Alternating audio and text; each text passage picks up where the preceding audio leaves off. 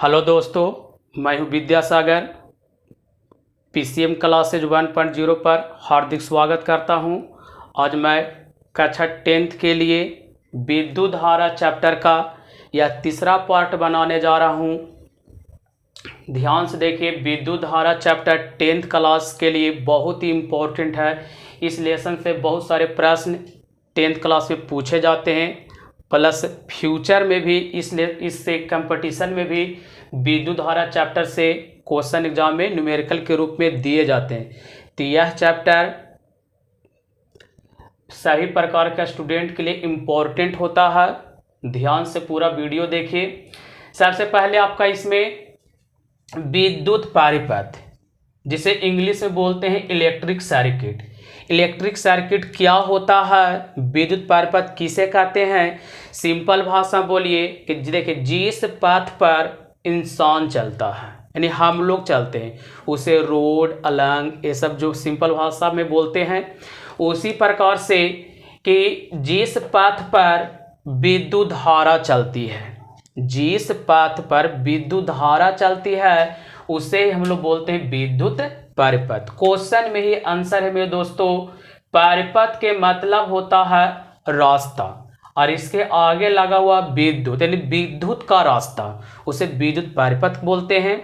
तो आप इसी को लिखा हुआ है कि वैसा व्यवस्था जिससे लगातार विद्युत धारा प्रवाहित होती है, उसे विद्युत परिपथ कहा जाता है। सिंपल भाषा बोलिए तो आपको बोले कि जिस पथ पर यानी हम सब चलते हैं, उसे सिंपल भाषा में रोड ये सब बोला जाता है।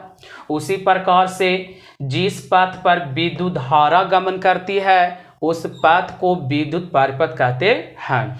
विद्युत परिपथ में बहुत प्रकार के उपकरण भी होते हैं, उस उपकरण के नाम भी जानेंगे। लेकिन उससे पहले कि एक फिजिक्स में एक विद्युत सर्किट को किस प्रकार से निरूपित करते, उस सर्किट में क्या क्या चीज होना जरूरी है, तो वही लिखा हुआ है कि विद्युत परिपथ को इस प्रकार दर्शाया जाता है। तो देखिए, एक विद्युत इस सर्किट दर्शाया गया है। इस सर्किट में कुछ कुछ उपकरण यूज होते हैं, जिसके बारे में देखिए आपको बताते हैं। यहाँ आपका एक ए दिखाई दे रहा होगा, कैपिटल ए अमीटर या एमीटर, इसे अमीटर या एमीटर कहते हैं। तो एमीटर के बारे में भी पढ़िएगा, लेकिन थोड़ा हिंट यहाँ करते हैं कि एमीटर होता क्या है। यह भी विद्युत परिपथ में एक ऐसा यंत्र को सेट करते हैं जिससे हम लोग को यह पता चले कि धारा आखिर प्रवाहित हो रहा है तो कितना हो रहा है। मतलब सिंपल भाषा में बोलिए कि एमीटर क्या होता है। तो एमीटर वैसे विद्युतीय यंत्र को कहा जाता है जो परिपथ में प्रवाहित विद्युत धारा की माप को व्यक्त करती है। अर्थात वैसा यंत्र जो विद्युत धारा को मापता है। सिंपल भाषा बोलिए कि एमीटर क्या होता है, तो एमीटर के मतलब जो विद्युत धारा को मापता है। इसके आगे देखिए, यहाँ एक लगा हुआ जिसे बोलते हैं प्रतिरोध। प्रतिरोध का देखने में जो फिगर, तो अब पेड़ काटने वाला जो आरी होती है, उसी के जैसा नुकीला होता है इस तरह से। तो यह प्रतिरोध क्या होता है मेरे दोस्तों? प्रतिरोध के काम है धारा को रोकना। जिस तरह से सिंपल भाषा बोलते हैं कि हम लोग चलते हैं रोड पर, तो घर्षण काम करता है। घर्षण के काम क्या है? गति को रोकना, यानी गति को रोकना। गति के विपरीत दिशा में जो फोर्स लगती है, उस बल को हम लोग बोलते हैं घर्षण। तो ठीक उसी प्रकार से प्रतिरोध का काम क्या? धारा का विरोध करना।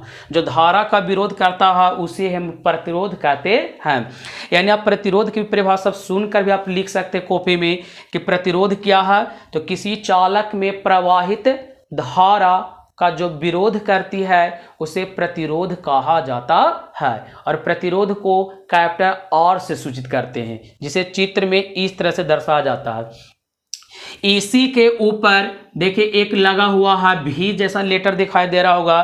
भी का मतलब होता है वोल्ट मीटर।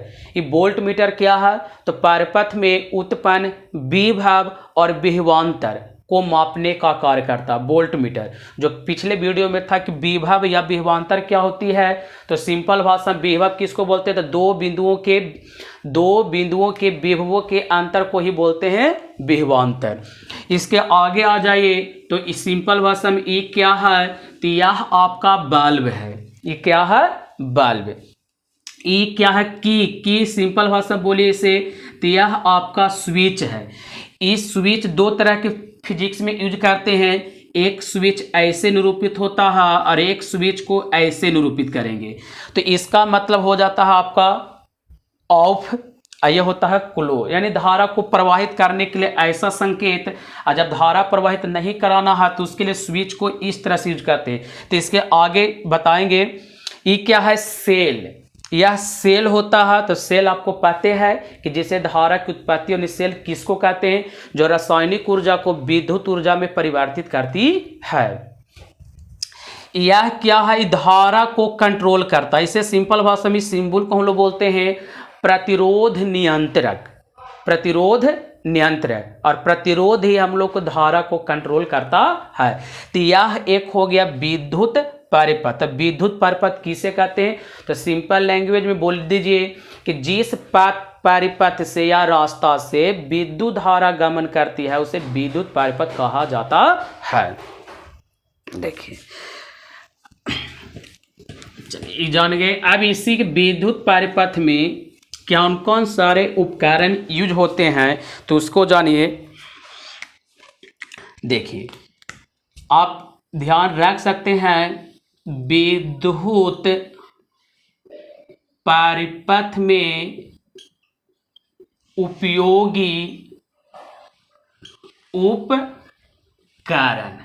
इसका मतलब हुआ कि जो विद्युत सर्किट होती है उसमें क्या क्या उपकरण देखते हैं, उसको सिंबल में कैसे बनाते हैं। सबसे पहले जानेंगे सेल। सेल को चित्र में, फिजिक्स के चित्र में इस तरह से दर्शाया जाता है, एक बड़ा सा लाइन और एक छोटा सा लाइन ड्रा करते हैं। यानी चित्र में मेरे दोस्तों सेल को दर्शाना रहे तो सेल को आप इस तरह से दर्शा सकते हैं, एक बड़ा लाइन से और एक छोटा लाइन से। बड़ा वाला लाइन आपका प्लस होता है और छोटा वाला लाइन आपका माइनस होता है। नंबर 2, तो सेलों का समूहन। सेलों का समूहन, तो सेलों के समूहन इस तरह से होता है। देखिए, प्लस माइनस प्लस माइनस, जहां भी ऐसा चित्र देखिए तो यह शो करता है सेलों का समूहन। नंबर 3, प्रतिरोध। प्रतिरोध आपका चित्र में इस तरह से होते हैं, यही आपका प्रतिरोध है। नंबर 4, प्रतिरोध नियंत्रक। नियंत्रक, तो इसे चित्र में इस तरह से दर्शाया जाता है, इसे काट दीजिए, तो यह हो गया प्रतिरोध नियंत्रक। नंबर 5 में देखिए स्विच, यानी ये स्विच आपका दो तरह के यूज होंगे, बंद स्विच और ऑन स्विच। तो देखिए, स्विच के लिए यानी जिसे की भी बोल लेते हैं, तो स्विच यह आपका यूज होगा, या आपका स्विच इस तरह से चलेगा। यह आपका होता है क्लोज। क्लोज होता धारा प्रवाहित होना, और इसका मतलब हो गया बंद। मतलब सिंपल भाषा में बोलिए तो इसमें आपको हो जाएगा चालू और इसमें हो जाएगा बंद। धारा आपका बंद, मतलब इस तरह से संकेत देते हैं तो धारा प्रवाहित हो रही है, और इस तरह से आप देते हैं तो धारा प्रवाहित होना बंद हो जाती है। चलिए नीचे तो देखो,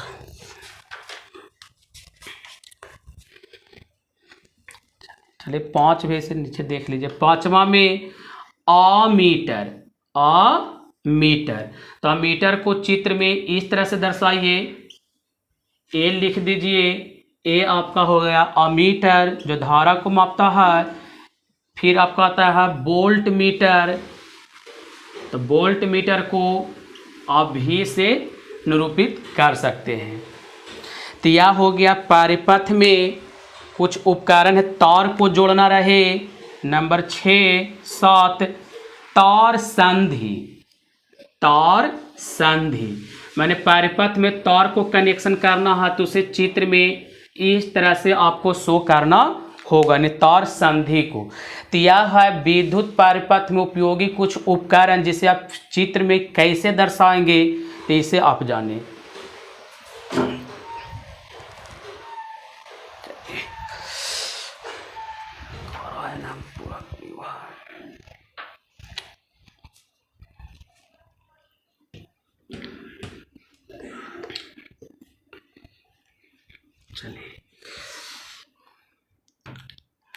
चलिए ये ध्यान रखिए, एक VBA क्वेश्चन और बताते हैं। एमीटर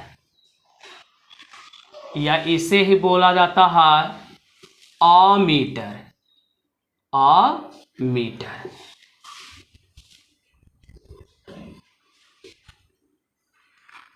ये क्या होता है? वैसा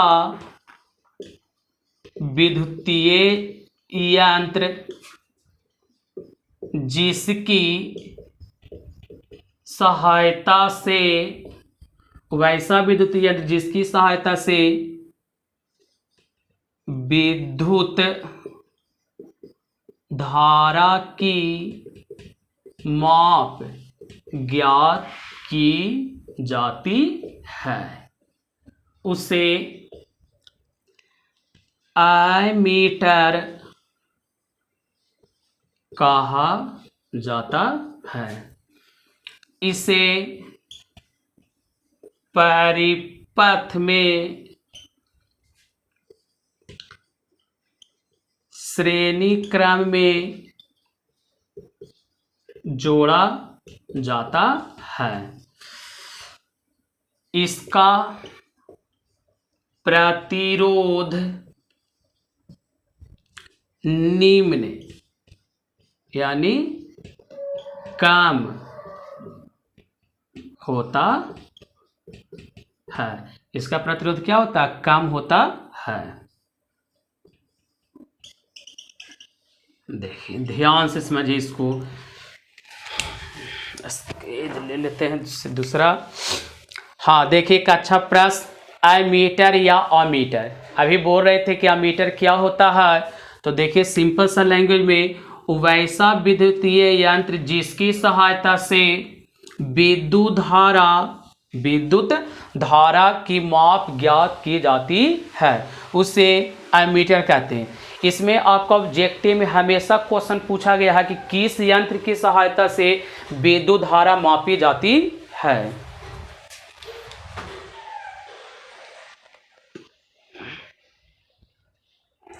किस यंत्र की सहायता से विद्युत धारा मापी जाती है, तो किस यंत्र से विद्युत धारा मापी जाती है हमेशा याद रखिएगा। तो किस यंत्र से विद्युत धारा मापी जाती है तो आपको अमीटर याद रखेंगे। फिर आपका अमीटर का प्रतिरोध होता है। देखिए अमीटर का प्रतिरोध होता है तो हमेशा ध्यान रखिएगा, अमीटर का प्रतिरोध कम होता है। और इसे कौन से क्रम में जोड़ते हैं, तो इसे श्रेणी क्रम में जोड़ा जाता है।